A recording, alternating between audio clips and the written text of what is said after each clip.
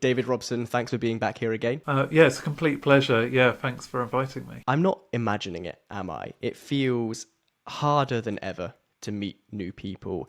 It feels more difficult than ever to maintain those connections and those relationships. And it feels as confusing as ever to navigate the worlds of friendship, of relationships, and even of working with people as colleagues. So, what's going on? Yeah, I mean, there's definitely this kind of sense in the zeitgeist. I think that, we are facing this loneliness pandemic or epidemic. And I think there's just a bunch of things that are contributing to that. I think the most obvious phenomenon that has really, put this in people's minds is the corona pandemic, the coronavirus that just, you know, we went through that unexpected period of like real isolation.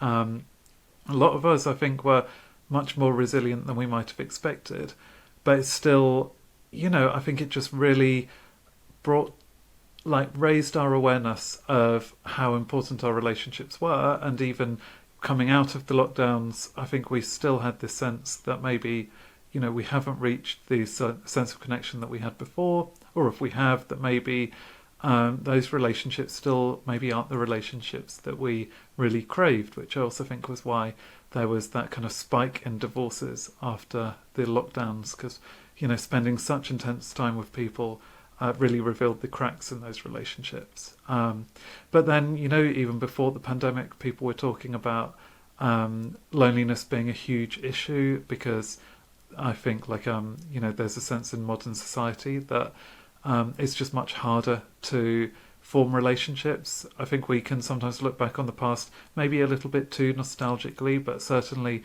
people ended up living very close by to the people that they grew up with, closer to their families, closer to friends from school.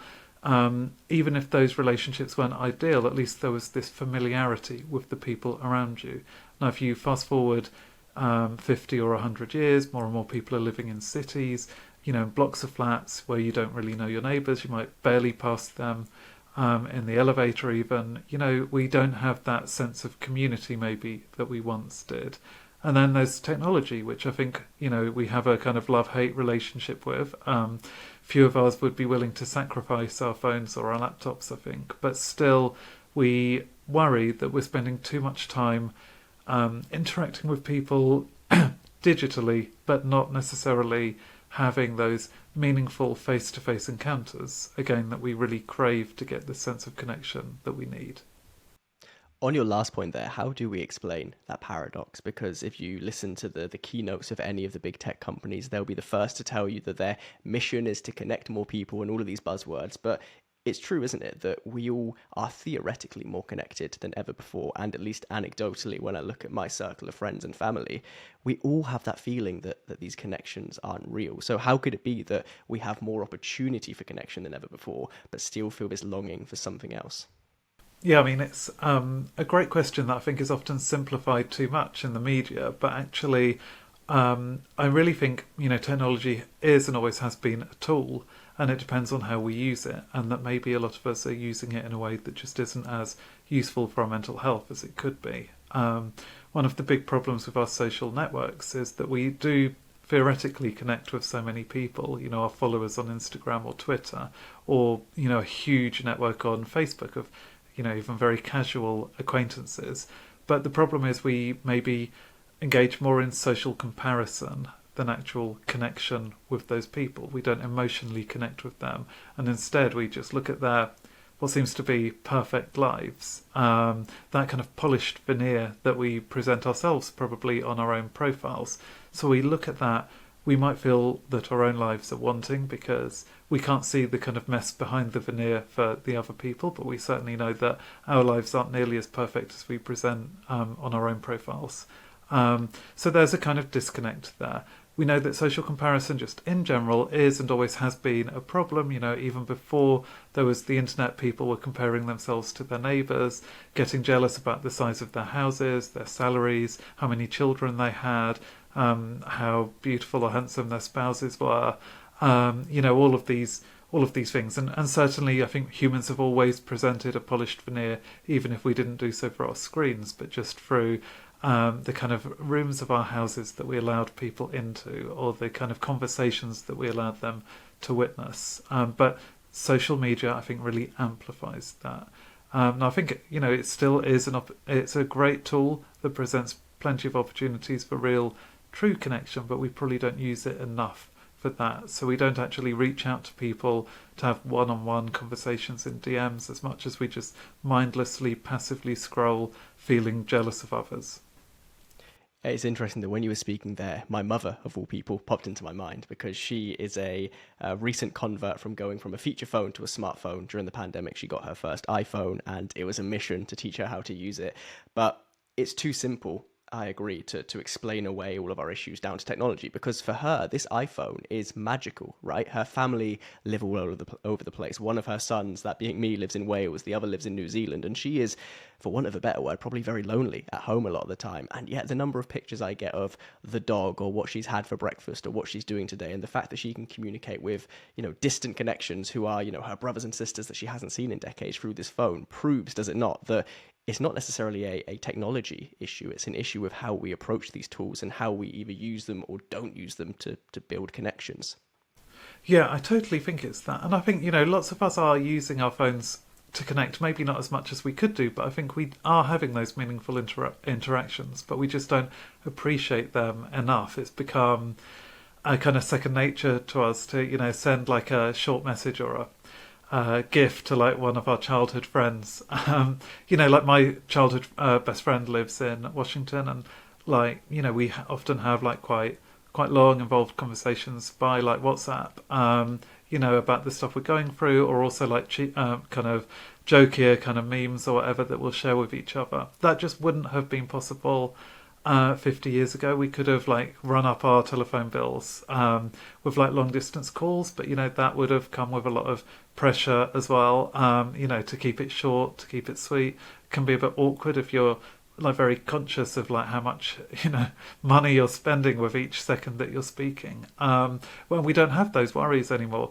we can just we can communicate across oceans, across continents, and we take that for granted, and we shouldn't do. So with all of that in mind, I think it's fair to say that we all know we need to do something. So before we dive into some of those key things that we can do, I want to start by asking you to frame one of the the key concepts from the book, because it's one that I found really interesting. What is a shared reality? Yeah, I mean, this is such a key concept because it's really the foundation of most relationships, whether they're platonic or whether they're romantic. To have a shared reality with someone, we want to have the sense that they are processing the world in the same way as us, that their brains are kind of in sync with our own. There's lots of ways that we feel that. It could just be noticing that they have the same emotional reaction to even a very small event, like they laugh at the same observation, or they feel chills at the same piece of music, or that they really find the same piece of artwork very powerful. Or I'm just reading a book, Strange Weather in Tokyo, and it opens with the two characters just happen to order the same three dishes in a Japanese restaurant at the same time. They're both ordering.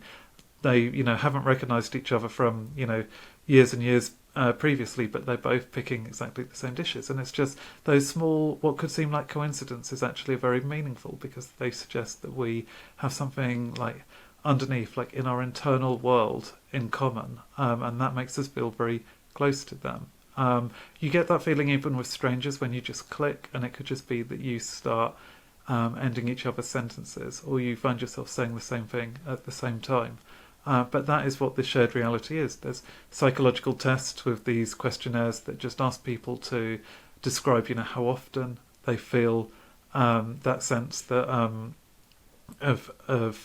of having the same inner world, the same stream of consciousness, and you find that it's a great predictor for, say, their satisfaction in their relationship, how long that relationship is going to last, all of these things that we know are important. And there's even like brain imaging studies that have looked at what's actually going on like under the hood between these, close friends. And what they find is that actually the closer people's friendships, the more similar their actual physical electrical activity in the brain when they're watching different YouTube clips. Like their brains do seem to be mirroring each other. So when we say that someone's kind of on the same wavelength as us, there's this kind of literal truth to that. And what else is going on in the brain to make those moments feel so good? This might sound silly, but as you were talking, I actually got shivers just thinking of some of the feelings that I've had in the past, whether it's, you're on a second or a third date with somebody and you begin to think like, oh, this person might be my person, and you get this high. And it's not necessarily that they said anything specific. It's just a feeling because of the way you're communicating. Or, correct me if I'm wrong, I believe the phrase is collective everescence, is it? Where you're at a gig and everybody's singing along and you just have this kind of this magical feeling. I imagine, and I've never taken any drugs, that it's very similar to the high that you feel on certain drugs. So what's going on in the brain to make us feel so good from something which seems so simple? Yeah, I mean, it is, I think like we can have a shared reality with an individual, but actually you do have those events, like when you're singing along at a gig or you're all dancing at a club, where you're experiencing a kind of group shared reality. We know actually that just like kind of synchronizing our movements, or singing in unison, that helps to build bonds, probably because it is synchronizing people's neural activity at the same time. Similarly, looking someone straight in the eyes, it seems that you're kind of picking up on those small emotional cues that also leads to brain synchronization. So yeah, it can be incredibly powerful, and like you say, it feels like euphoric, and that probably is because the brain is releasing some opioid chemicals. So the brain has its own kind of inner pharmacy. It can produce its own opioids, which are important in pain relief, for example. But that also seems to be occurring when we experience this collective effervescence, or shared reality with one or more people. It's making the interaction very rewarding, and that is because social connection is so important for human survival that it had to encourage us to do this. So the kind of release of that drug in the brain is really just it's telling us to kind of keep on going, like do this again and again and again, because it's going to be good for your long-term prospects. Something I knew I needed to ask you the second I read about shared reality, and this question sounds weird, but stick with me here, is do shared realities really need to be reality? Now, the reason I asked this is years back, I took some online course and it was about charisma. It was from the guys over at Charisma on Command. And they speak about this idea of world building. So, for example, if you're meeting someone new in a bar or you're on a date and they ask you, David, what is it you do for a job? Well, you could say I'm a writer, and then maybe they have nothing in common, so it gets a bit sticky. Or you could just talk nonsense, right? You could say, well, actually, I'm a bank robber, but I've just finished a big job and I need to get out of here immediately after this drink. So maybe we move to Miami and we go hire a farm and grow some cattle, and just nonsense, right? But they explain that what's going on there is it's creating all of these different anchors and hooks in the brain which allow you to go back and reference, but it also allows you to build this imaginary world, this imaginary reality far quicker. Is there any basis, based on your research, in that idea? Can we build shared realities which begin at least entirely fictionally? So I think we can, and I think there's a benign form of that and a malign form of that. Now, the benign form, I think, would be just with storytelling. Stories have been a hugely important part of human culture for tens of thousands of years, and I think one of the ways they do that is to build shared reality. So actually, just hearing a story from someone, you can see, when we hear a story, that our brain activity again starts to sync up, because if someone's really good at creating that narrative, it they're triggering certain emotions and certain feelings and certain thoughts. Like if they've left this kind of hook, like you said, to kind of draw you into that story, like that's something that you can share with the other person or with the group of people. I was reading that book by Patricia Lockwood, No One Is Talking About This, and actually it was crazy how it felt like it's written kind of stream of consciousness about a very specific period, around the kind of 2018, 19, and like all these little references that she didn't have to spell out, just she could use like little signposts and clues, were like, as a reader, I felt like I was just picking up on them. It's like she'd read exactly what I'd read, she'd experienced what I'd experienced, and that totally drew me in. And I think that was a classic case of she's such a skilled writer. She was creating this shared reality with people who were maybe very online in the 2000s, and she was really kind of sharing this experience that felt very personal but also very universal. So I think shared reality is hugely important in storytelling. But I do think it's also the fact that you can kind of bullshit your way into creating a shared reality is a way that toxic relationships can often evolve. And I think it's partly the way that people create kind of cults, or in abusive relationships between partners or within families. So I don't want to give too many personal details away, but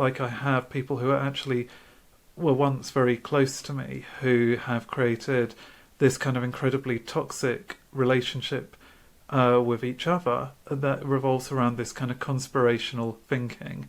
And actually, for me, from the outside, to try to break through that and say, look, this isn't the way the world actually is.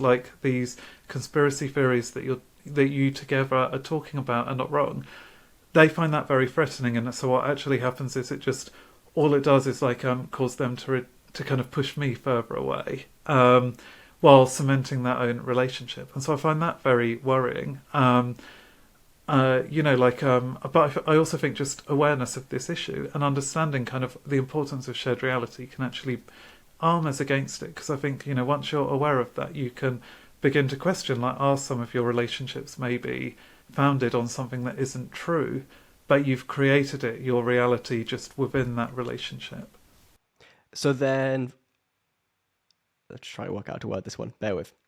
So therefore, can we draw an analogy between good, positive relationships, friendships, and the kind of connections that we have in everyday life, and what we see with things like cults and that friend that we each have, which is a little bit too conspiratorial, or the MLM businesses where the people who are so invested? Is it the case that you only need a sliver of shared reality to kind of wedge open an entire new world? Because none of these people in any of those examples could have firmly believed the world that they live in today at the beginning, and yet somehow it's kind of permeated through their life. Does that make sense? Yeah, I mean, I think it does, and I think this is what happens. It's especially if someone's already a bit vulnerable, a bit kind of lonely, creating that, even just planting the seed for a shared reality to grow, can be so enticing then, and the kind of deeper you get into it, I'm mixing my metaphors there, but the deeper you get into this shared reality, the harder it is to get out, because to break that down is going to cause you to question your own kind of sanity, really, because if you've started to believe in this thing and you're kind of it's what's kind of defined you and separated you from other people, then to start questioning that is going to make you feel even more isolated. So that, I think that is, that's why often, when we're talking to people who are conspiracy theorists, we have to be very careful how we talk to them about these issues, because the kind of, if the temptation is to maybe ridicule them, or to belittle them, or to be dismissive, but the more you do that, the more you kind of threaten their sense of shared reality, the lonelier and more isolated they're going to feel from you. So they just cling to those other people who all share the same beliefs. Now, last time we spoke, we were speaking about your book, The Expectation Effect. And I said at the time that just as a whole, the expectation effect is this idea that once you learn it, you kind of can't unlearn it. You begin to see it everywhere in daily life. And I think this book has a concept which is similar, something which, since I read about it, I have noticed it not only in my day-to-day interactions over the past week or so, but also when I look back at the history of my life so far, it shows up everywhere. So I think it's so important for us to understand this. And that concept is the liking gap. So tell me about that. Yeah, so this is much more positive than this stuff we were talking about with conspirational thinking and, abusive relationships. Because actually, once we understand what shared reality is, we can work out ways to build that with the people that we encounter in day-to-day life, to build healthy, strong relationships. And often, when we feel lonely, there's plenty of opportunities around to actually build a shared reality and to get that connection that we crave. But we have these psychological biases that just prevent us from doing so and from seizing those opportunities. And the liking gap is really one of the kind of fundamental pieces of research. It's a fundamental phenomenon that I think certainly just transformed my whole understanding of my own social potential. And so, put simply, the liking gap occurs when two people meet for the first time, and they can start building that shared reality. Like, they can just have a really, really strong rapport. Like, they laugh at the same things, they share the same opinions, they find each other interesting. They're curious to spend more time with them, with each other. But then they kind of leave the conversation, and each person starts having these doubts about how well it really went. They worry that maybe the other person was just being kind of polite, and that they didn't really mean what they said when they seem to be reciprocating those warm feelings. Each person starts to kind of focus on those slightly clumsy moments, which are kind of inevitable in any conversation. Like, you're speaking spontaneously. You can't expect to get every word to be perfect. You can't expect for every joke to land the way you wish that it would do. And so the problem there is that, with those doubts, you start to think that you liked the other person much more than they liked you, and that is the liking gap. And the other person's probably feeling the same way regarding you. And so each person doesn't realise how appealing they really were. Now, the positive thing about the liking gap is that it kind of suggests that you are more likeable, more charming, more lovable than you realise. I think that's great for us to know. And that awareness can then help us to seize on those moments of connection a bit more regularly. Because often when we're feeling the liking gap and we don't realise what's going on, we go away with these doubts, and we just might avoid contacting that person again because we don't have the confidence that they actually do want to spend more time with us or to form a longer term friendship. And so just by trying to account for that, just to be a bit braver, to realise that we can afford to be a bit braver, I think that just gives us so many more opportunities. It might just be that you do suggest kind of meeting up for coffee, going out for lunch, if you're dating, like arranging another date, if it's at work, asking them to collaborate on this new project that you've got. Suggesting that, maybe they apply for a job in your company. All of these things that you could do that you might have avoided because you just didn't have enough faith that they reciprocated your feelings. Why might it be that we have evolved almost universally to have this tendency to focus on these tiny negative issues that we think make people dislike us? And the reason I ask is I was smiling as you were talking because to break the fourth wall, because theoretically the listener won't hear it because I would have edited it out, but there was a question, or maybe 2 questions ago, where I paused for like a quarter of a second and thought, shit, I don't know what to say. Like, how am I going to word this? And in my head, I'm like, David hates me. This is going terribly. I may as well just stop now.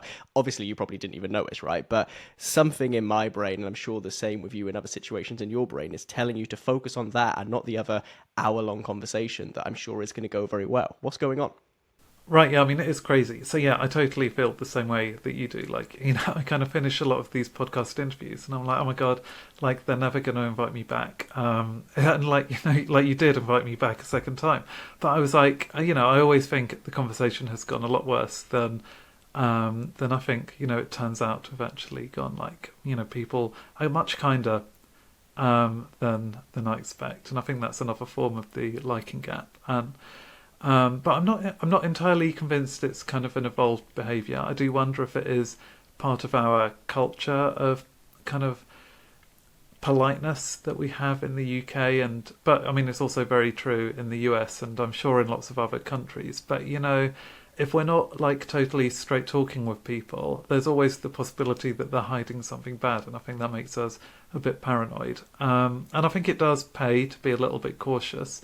We want to be sensitive about the other person's needs in a conversation, and you don't want to be too pushy to take people for granted. So it pays for you to always kind of be on your toes and to want to kind of be the best conversationalist that you can be. But we're just overly pessimistic. I think that's what really comes out of this and so much of the other research I discuss in the book, is that our expectations are just way too negative, and that's where they're actually standing in our way. And we could reach this kind of sweet spot where we're still, a little bit cautious. We're still sensitive, but we're just not letting that prevent us from actually trying to build on the connection that we really felt, that we genuinely felt. With the research you've done then, and with the liking gap in mind, is it fair to say that we should have a bias towards assuming the onus is on us to make the next move, to assume the person likes us, to progress things, to suggest that date, to send that text? Because if two people are sat at home a couple of miles away from each other who could theoretically be best of friends or perfect partners or whatever it might be, but each of them are in this hole in their mind because of the liking gap, somebody has to take action, right? Should it always be us? Should we just assume that we should move forward? Yeah, I mean, that's what I've taken away from this, certainly. And I think that's, the kind of rational reading of the research. Now, I think, we have to be sensible. Like sometimes you are going to get just bad vibes from someone. And, then I think it goes from not just being like a slight doubt, like it's almost like a certainty. Then, if the other person, they might still actually like you. Like, I think that's totally possible that we're just misreading what they're saying, or that they weren't very good at expressing it. But, we should be kind of sensible. Like, not everyone we meet is going to want to be our best friend. But on average, I think when you've had that good rapport with someone, you can trust it. And then, it just makes sense then for you to be the first person to kind of reach out again. Like, give them plenty of opportunity to to say no. Like, they might not have enough time anyway to form a new kind of friendship. They might have other stuff going on in their life that just means they don't want to. But the research suggests that, like, the odds are stacked in your favour, basically, and that you're probably going to be pleasantly surprised by how people respond. Now, I want to go into some situations in a minute to help us layer some of the laws from the book into everyday life so we can learn how to apply them. But just before I do that, I want to touch on, I guess, the danger of loneliness, right? I spoke about my mum. I'm very aware of the fact that she spends the majority of her time, due to situations, sat at home on her own, right? My dad has Alzheimer's and he moved into a care home around the time of the first lockdown. And the cognitive decline of him and every other person in that place in the 6 months where they were entirely isolated is more significant than I think I can actually give words to, because that decline has since slowed down for everybody when these connections are back, right? So more than just making life a little bit miserable, a little bit less nice when we are alive, it was really interesting to hear your kind of gathering of the research about how loneliness can make us ill. It can make us more likely to catch infections, and it can even shorten the time we have on this earth. So what does the science tell us about all of that? Yeah, I mean, I think, this was one of the things that most surprised me when I was researching the book, was just how strong this evidence is, that social connection is one of the best predictors of health and longevity. So it's right up there with how much exercise someone gets, whether they're obese, how much they drink, whether they regularly get their flu shots, all of these things. A lot of those studies were longitudinal, where you kind of follow populations over a long period of time, and you can see temporality there. So the loneliness often comes, before the illness starts to develop, which could be, years down the line. So that does suggest some kind of causality there. And then you can look at other species, other social animals. You can do experiments in the lab. All of these things kind of all point in the same direction. And we even know the mechanisms now. So if we go back to like evolutionary theory, it seems that living as social animals who relied on others for, resources, food, and protection from other predators,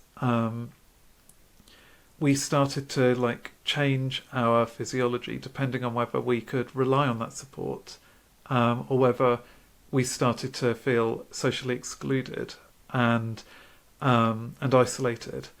And because the kind of body and brain evolved to know that isolation and social exclusion were dangerous, it actually starts to produce this kind of specific stress response whenever we are rejected, which includes things like raising inflammation, which can be the first line of defense against a wound, against infection from a wound, which we would get if we were attacked by a predator, and kind of higher levels of the blood clotting factor, which would prevent blood loss. Now, that's a really good short-term defense, provided that we can then kind of reintegrate with the group afterwards. But when that loneliness and isolation is going to last for, you know, months or years, then they can actually be very dangerous, those physiological changes. We know that inflammation is a big risk factor for a whole load of diseases, including Alzheimer's, diabetes. It makes you more likely to have a heart attack. It makes you more likely to have a stroke.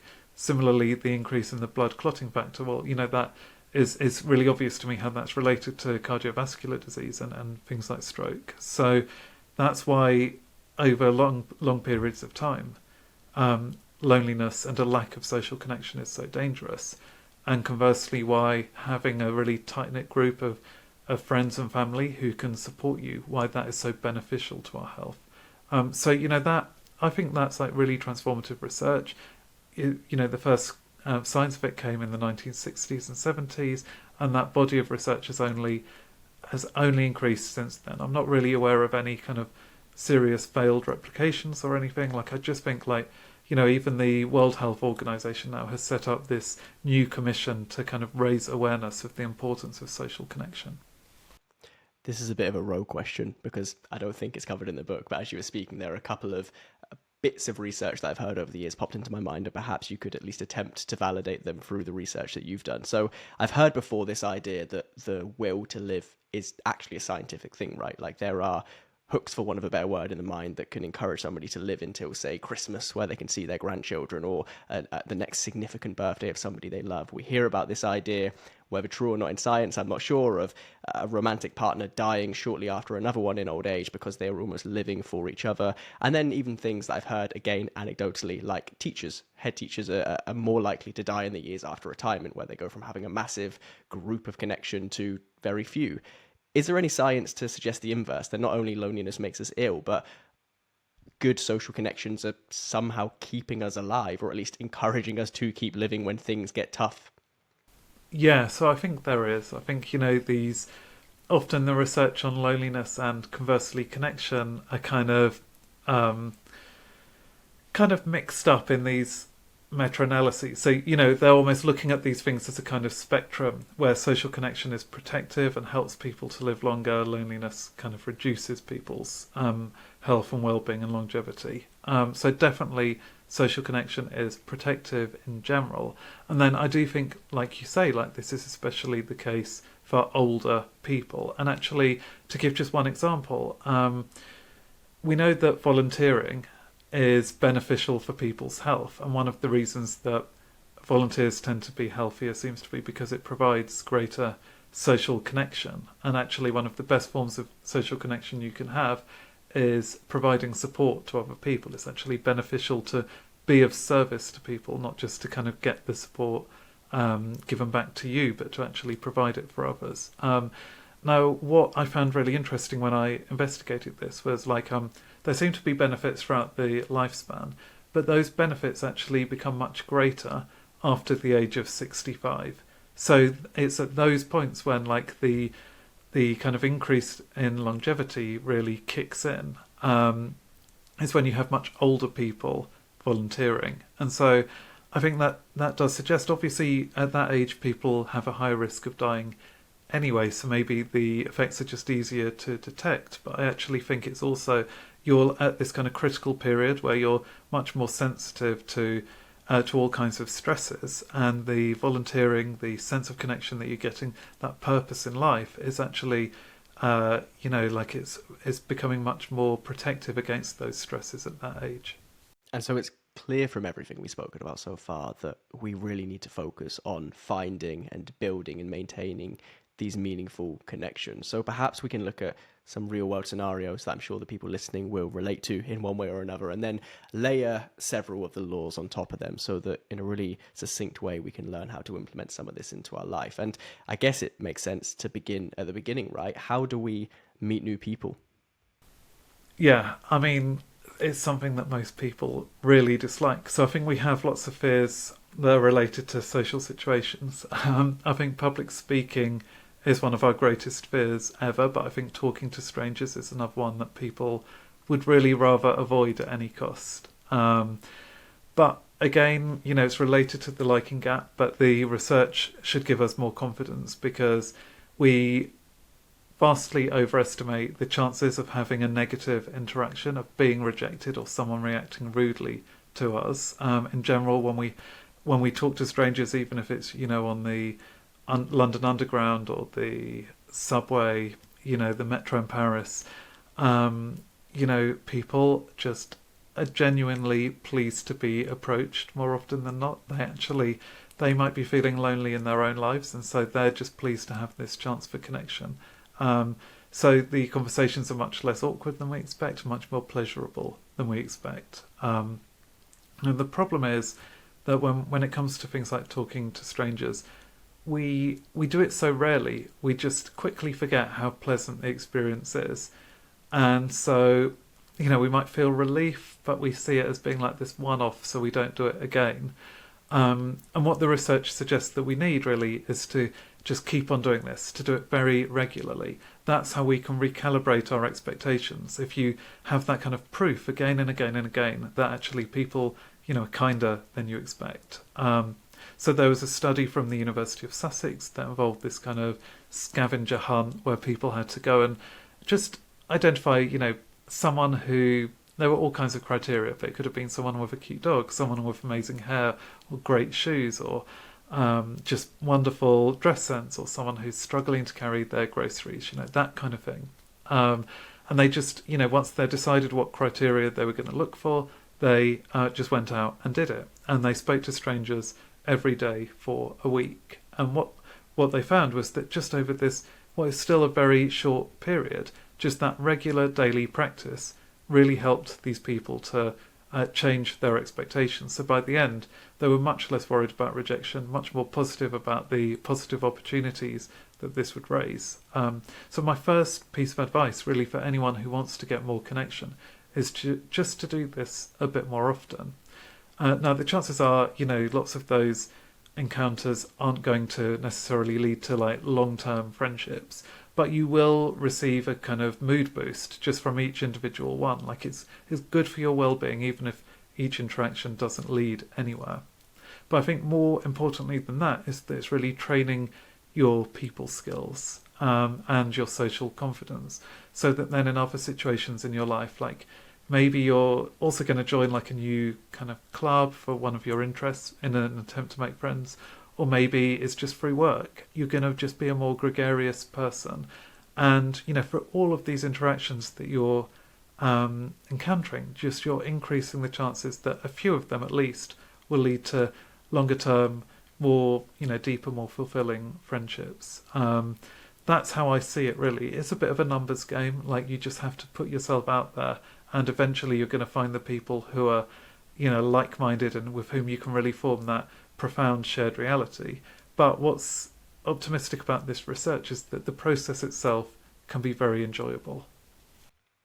I was smiling as you were explaining the scavenger hunt idea because I used to be painfully shy, painfully unconfident, and it's because I would assume the stakes were very high in any social encounter that I was entering into, because I was selectively only entering into the high stakes social encounters, if that makes sense, right? So like, and I've still to this day never done this because the idea terrifies me, but like approaching a girl on a train platform, terrifying. Speaking to a man about his trainers on the train platform, really easy. So I almost conditioned myself over the past 4 or 5 years to just talk to everybody. And don't get me wrong, 1 in 100 times someone gives you, for example, everyone in Wales loves to say, all right, to each other. And I've lived in Wales for a few years, and I was on a run a few weeks ago back home, and I ran past a man, and I was in a park, and typically in Wales you say hello, and I said to him, all right, and he looked at me weird. But like, that's 1 of 100 positive encounters that I've had through just lowering the stakes, through talking to the person making a coffee, talking to the taxi driver, the person at the front of the office. And I think if people were to lower the stakes of these interactions and make them second nature in the ones that actually matter, it feels far easier, right?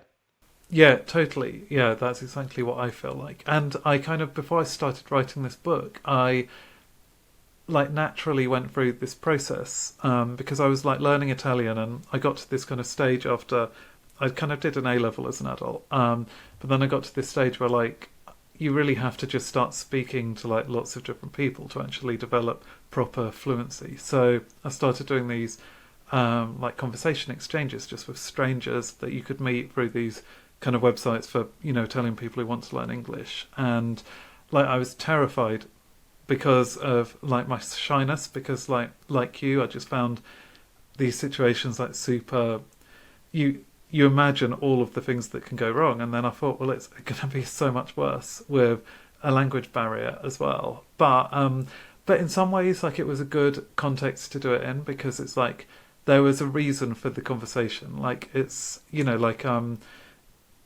wasn't like you were just it was like there was something that we could both get out of it, even if we didn't really like each other as friends. But actually, just by going through all of those encounters, it really raised my confidence, because you realise that even if you say something like totally stupid, which I often did because it was my second language, like, people are much more forgiving of like faux pas than you expect, and much more likely to try to heal the kind of breach in the conversation and in the shared reality, and to allow you to kind of get back on your feet. And so, like, without me kind of even recognising that this was like an exercise in building my social confidence, I just found that I became so much happier with dealing with like kind of stressful social situations like in English. So talking to strangers, giving like presentations, doing public speaking, going to like important meetings at work, having interviews, like all of those things just kind of, as a completely unexpected byproduct, arose from that. And I do just think it's something that I want to emphasize in my book, really, is that our social skills can just be practiced. And the more we do it, the easier it is. And like you say, like, doing it in low stakes situations is actually, it means that you will then have the confidence when it's something that really matters. What does the science tell us about giving compliments, if anything? I have had this theory for a few years now, and I genuinely live by it. So long as it's not like a weird, creepy situation, I do have boundaries. But if I'm in a situation where I think of something nice and positive to say to somebody, whether I know them or not, whether it's like professional, platonic, romantic, whatever, I just let that compliment come out immediately. And it is a superpower for speaking to new people, because who doesn't respond to a compliment, right? Very few people walk past and carry on with their day without saying, oh, thanks so much, I got this from this shop, da da da. Is there any science behind giving compliments and the kind of connection that forms? Yeah, there is. So uh, I think you're right, first of all, that we do need some boundaries with compliments, but actually, like, we impose too many boundaries on ourselves. I think, like, unless you're like objectifying someone, or you're kind of your compliments are like playing into these like stereotypical features where you're not looking at like a person, but like on their gender or race, or you're not actually appreciating like an individual quality. As long as you avoid those kinds of, I think, like, fake compliments, then actually, people love to hear what you have to say. Like, they just want to be appreciated. We don't do this enough. Like, the research suggests that we worry about our compliments being too clumsy. We worry about them, seeming kind of obvious. Like, we think the other person kind of knows what we're going to say. Like, they already recognise like how we feel, or they know they're great. They don't need us to tell them. So we don't have the confidence in our social competence to be able to deliver the compliments well. But the research suggests we can do it really well. People appreciate and enjoy the compliments much more than we recognise. So we should just be saying them more often. That's especially true for managers, because a lack of appreciation is one of the biggest causes of burnout for employees, and one of the biggest factors that pushes someone to apply for another job. So it's such an easy thing, like you say, to do. Like, it should be a no-brainer, but in general, people don't do it enough. And you can just, it's one of the like simplest things you can say to like someone that you know really well, or equally a stranger. Like, whoever you talk to, they're gonna be pleased to be praised. This is an absolute tangent, so I'll keep this one quick. But why is it so hard to receive compliments? I don't feel like I'm unique in the fact that I can dish out compliments all day and it feels completely natural. Somebody compliments my outfit or my aftershave or my car or my whatever, right? I just find it impossible to know how to respond. I freeze up, I get clammy, I kind of apologize for having something nice or doing something well. I just can't do it. Is there anything you've learned about this? Yeah, I mean, I'm not the best person to talk to about that, because actually I just love receiving compliments. Like, I mean, I probably, so I don't act graciously at all when I have am given a compliment, in that I just like, I can't play it cool. I just like, light up and like beam, because I see it as just like, it's like someone's giving you a little gift, basically.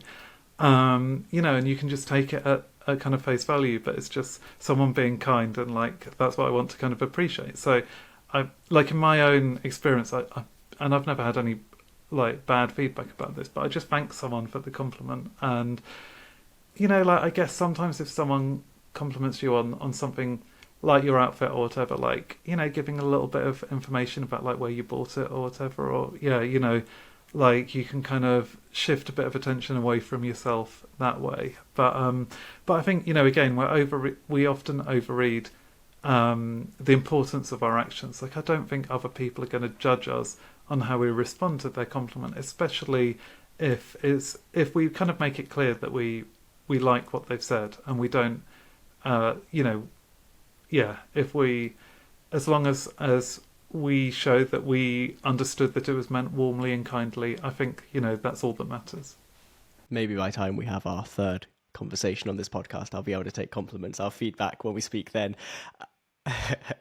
Something else that feels like a perennial challenge is progressing these connections, and progressing is the best word I can find in my mind. It's that friend that we make but never meet again because of the liking gap. It's that potential partner that we're just scared to progress things with, just in case it's kind of not reciprocated. It's the parent who you've kind of left things unsaid with, but you just can't broach that conversation or find a way to rebuild that connection. So how can we progress the connections, both new and old, that we have in this life?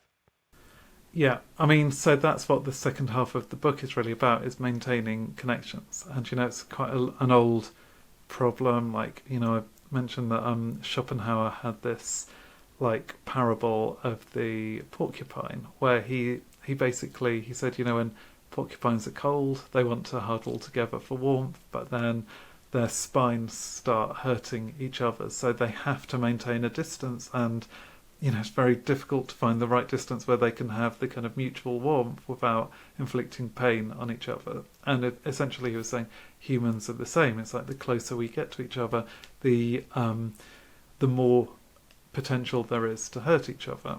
And, like the research that I cover might sound kind of really rose-tinted, but I don't think it doesn't like deny this possibility. But again, it just gives us more confidence that actually, like, the things that we fear are less likely to happen than we believe, and that actually, we can just be braver in saying the things that really do need to be said. So a big part of that is just honesty in any relationship is much more valued than we realise. That people want to hear the truth, even if it is a little bit painful, provided that we're telling the truth for the right reason, which is to help them in their own personal growth, to give them the opportunity to improve or to avoid like an embarrassing mistake. So this is true in the workplace, rather than you kind of telling someone that their project is great when it's not. Like, avoid the white lie and just tell them what could be improved. Same with like those intimate relationships that you mentioned, like with our families. It might be super awkward to tell your parents that they have not been the kind of support that you needed them to be. But ultimately, people do seem to, even when having that kind of conversation, they find that telling the truth rather than kind of gliding over it is the best way to help to progress that relationship and to have a more meaningful encounter. And there's this lovely study that got, just asked people to be more honest for a few days, to just talk with total truth, rather than sugarcoating anything. And they compared that to people who were asked to be, to just be kind, which, the two don't have to be in opposition, but like one certainly doesn't necessarily lead to the other. Both of those groups ended up being happier than people who just continued as normal. But actually what was interesting was the people who were honest and open tended to feel that they had the most meaningful and important exchanges, and many of them wished to carry on after the experiment finished. I think of the work of Bronnie Ware, the palliative care nurse and author who wrote the book about the regrets of the dying. And I believe it's regret number 3 that I'm going to completely misquote because I always do, which is something like, I wish I had had the courage to express how I really felt. And when I read that, it kind of sent chills down my spine because when you consider that so much is left unsaid when people die, they take their feelings, the thing that should be this map for our entire life, to the grave, and they're never vocalized. And countless relationships never materialize because of that. And people don't reconcile because of that. And all of this stuff simply because we just can't say how we're feeling, I think is a really profound idea to remind us to just be as open and honest as we possibly can. Yeah, totally. And often what I found surprising when I was researching this book was, the stuff that we expect is going to be interpreted really badly. So when we're talking about our vulnerabilities and failures, we think that's going to be very alienating to people and that they are really, going to be turned off by that. But actually, there's this phenomenon called the beautiful mess effect, which shows that, they value the honesty, but also the courage that it takes to say something, that doesn't reflect well on you. Like, people do recognise that we all have, we're all suffering in some way, to go back to Schopenhauer, and actually to just be more honest about the, particular unique ways that we're suffering. People recognise the courage in that, and also they have just much more empathy than we expect. So they, it's giving people the opportunity to actually to relate to you in a way that they can't if you just try to show this varnished view of ourselves. And it's another reason why I think social media can fail to engender better relationships, because if each person in our social network is just showing this very one-sided view of their life that makes it look kind of perfect, and each of them is feeling really lonely behind that veneer because they're not being understood for the things that are really mattering to them as well. And so just kind of knocking down those veneers and just being more open with each other is such a good way of connecting and so important. And that's called self-disclosure. And the research really shows that the more self-disclosure we practice, the easier it is to form friendships. And actually you can form a really close friendship even over just one conversation if you're willing to engage in self-disclosure. This is another one of those things that I feel like I accidentally picked up a couple of years ago and have done and felt the effects of this idea of self-disclosure. And as part of that, I kind of always pretend and assume that I'm somebody's best friend before I really am, right? I just enter these relationships. I'm like, hey, how are you? And it generally, like all of these things we've spoken about, goes well. And people used to look at me and think that I was mad when I told them that. They're like, what? You just bowl up to people and pretend that you're already best friends. But reading your book, it seems like there's actually at least some science to back up my approach here, right? What is the fast friends procedure?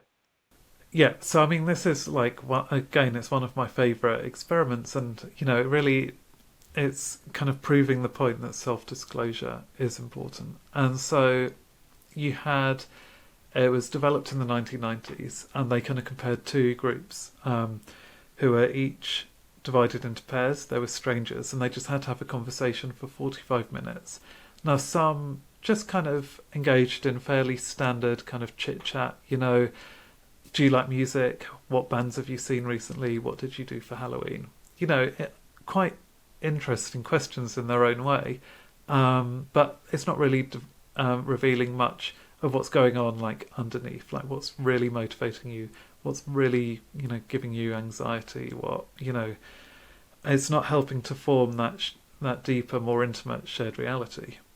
And so the researchers also asked the other group to engage in self-disclosure in the kinds of conversations that would help you to develop a deeper shared reality. So these were things that just got people to open up about, all of those most important emotions in their lives, like their hopes and dreams and their fears. So that involved things like answering just 36 questions along the lines of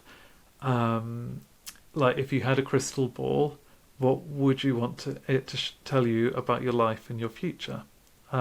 Immediately you're going to think of something revealing about yourself and what really matters to you when you're asked that question. Or do you have an a strong hunch about how you're going to die? Or what is your biggest error, and what do you wish you could do to change it?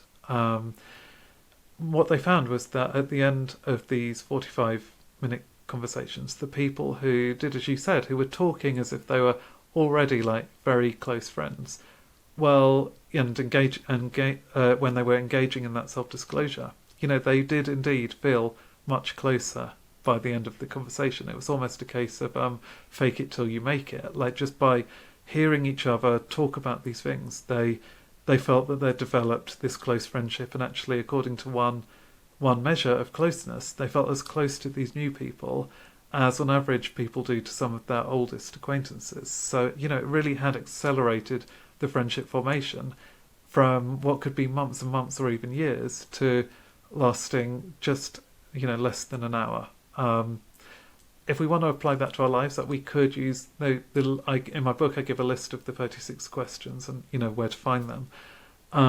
But actually, we can do that. We could try to use those on a day. I think it would feel a bit awkward unless you kind of explain what you're doing. But I think the principle is there. That's what is more important for us to apply, is just the general idea that just be braver about revealing more of yourself to other people and try to encourage them to do the same. And then you'll just find that actually you're more likely to discover the things that you have in common, and you're more likely to want to continue to kind of discover these new things about people after that first conversation. So we've spoken about building new connections. We've spoken about kind of progressing them past meeting a stranger and bringing it into some sort of inner circle of ours. Let's explore the idea of how we maintain relationships, because just before we started recording, actually, we were speaking in broad terms about how life is so busy, right? How we're trying to juggle all these multiple projects and different things. And my friends, if they were here on this podcast, would tell you that I am terrible at replying to text, right? I'm terrible at making plans, and I wait till other people make them, and all of these issues. And it seems like a fairly universal struggle, right? Do you text first, or do you wait for the other person? Do you suggest plans or wait for them? How do you know that you're not being too forward or too distant or too cold? And if a relationship or a friendship feels like it's hit the rocks, do you just give up? Do you move on, or do you try and work on it? Do we have any broad frameworks that we can learn about here of how we can show up in the optimal way to maintain these connections for decades to come? Yeah, so I think one of the most important things that we can do is to maintain kind of consistency in the way that we act to others.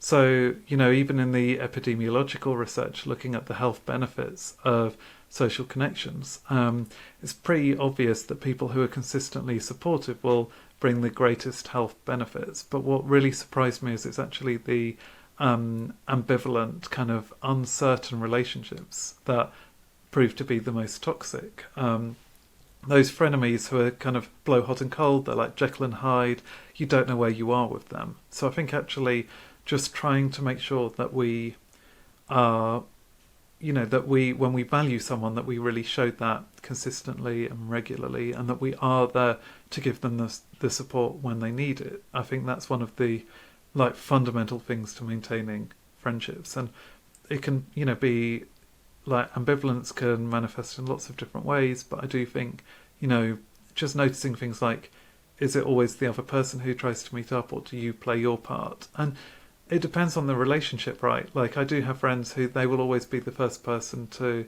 get in touch, but that's also partly because they are kind of so busy. It just makes sense for them to kind of let me know when they have time in their schedule, or, you get into this rhythm, and I don't think it's such a problem. But for others, it might be really offensive, and we shouldn't take any of these things for granted. We should always be sensitive to those possibilities and maybe just sound them out about it. Just communicate about the things that might be driving a wedge between you, I think is so fundamental. We all have these kind of older friendships that do tend to kind of ebb away as well. When we just, maybe we've both being so busy that we haven't been able to meet up, and there's this kind of feeling that we begin to get all these new social anxieties around that. A bit like talking to strangers, we start to worry that those people they'll have changed, they don't really want to know us anymore, we're going to get rejected if we do reach out to them. So even though one of our biggest regrets, according to Daniel Pink in his book, The Power of Regret, like one of our biggest regrets, the most common regrets that people have, is losing friendships. We don't really take action to prevent ourselves from losing friendships or to try to recover them when we feel that we have lost them. And the research just shows that that's really not well founded. Again, we can afford to be, just like with the research on the liking gap or talking to strangers, we can afford to be a bit braver. So it's just much better for us to just reach out to those people, even if it's something as simple as a text message, giving them a phone call, sending them a letter, just showing them that they're in our thoughts is really important. We underestimate how pleasant those interactions are going to be. We don't really realise how much the other person is going to care, but they do care, and they are more often than not very positive, and they can help to really reduce those regrets that we'll have later in life. So we just have to again, just be a bit braver, push ourselves out of that comfort zone, and we'll be pleasantly surprised when we do so. I want to end our conversation today in the place where you started this journey. I've heard you speak before about the idea that you were shy when you were growing up, and the book that you have written, which is out now, by the way, if anybody wants to go and get it, is the book that you wish you had back then, right? But you'll know as well as anybody else that you're not the only person who has felt this way, and that it oftentimes is just the smallest bit of encouragement that somebody needs to believe in themselves, to go out there, to try some of the concepts we've spoken about today, to get that ball rolling and actually to transform their lives. So imagine that one of the people listening to this podcast right now is a younger David who's back in that state where you were shy and uncertain of how to progress. In everything you've learned for this book, what would younger David need to hear most?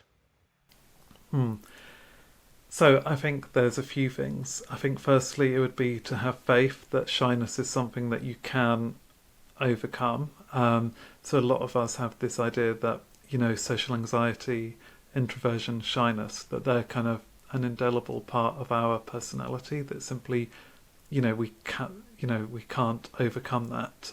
We can't learn to change our behaviours, but we can. The research shows that really strongly, no matter what our personality is. Like, our personalities are malleable. We can change for the better. If we don't feel that we're getting the social connection we crave now, there's always the possibility of changing that. I think it would be to listen to the research on the liking gap and just to have more faith that people like you as much as you like them. And finally, I think it would be to have more self-compassion. And I think self-compassion, I think self-criticism is often one of the biggest causes of shyness, because we go into these interactions with new people feeling a bit scared, and then they might go pretty well, but we beat ourselves up so badly for the things that we think didn't go so well that it actually makes us even more scared to do the same again. We're not really learning to kind of build our confidence because we're being so self-critical. And self-compassion, it sounds like this kind of vague concept, but it's backed up with so much science that actually just treating ourselves more kindly, being more forgiving of our errors, and recognizing that everyone makes errors. We're not unique in the fact that when we have a conversation, we sometimes say things that don't land perfectly. Just recognizing that fact and recognizing that you can learn from your mistakes without having to kind of judge yourself so negatively from them. That is so powerful for increasing our well-being in general, but also our social confidence. And that was something I really lacked when I was younger, and I'm really evangelical about now. I just think if we treated ourselves with more kindness, so much good could come, and one of those things is greater social connection. Amazing. David Robson, I've really enjoyed this. Thank you again. I'm going to make sure that your new book, The Laws of Connection, 13 Social Strategies That Will Transform Your Life, is linked in the show notes below. As always, if people want to go elsewhere to get the book, to learn more about you, to see more of your work, where is it that they can go? So they could go to my website, davidrobson.me. So that has links to all of the kind of main booksellers, but actually you should be able to get it anywhere you normally get your books. It should be widely available. You can follow me on Instagram, David A. Robson. You can follow me on X, D_A_Robson. I do love to hear from readers. Please do kind of share your thoughts about the book or the podcast when you listen or when you read. Any feedback is always welcome.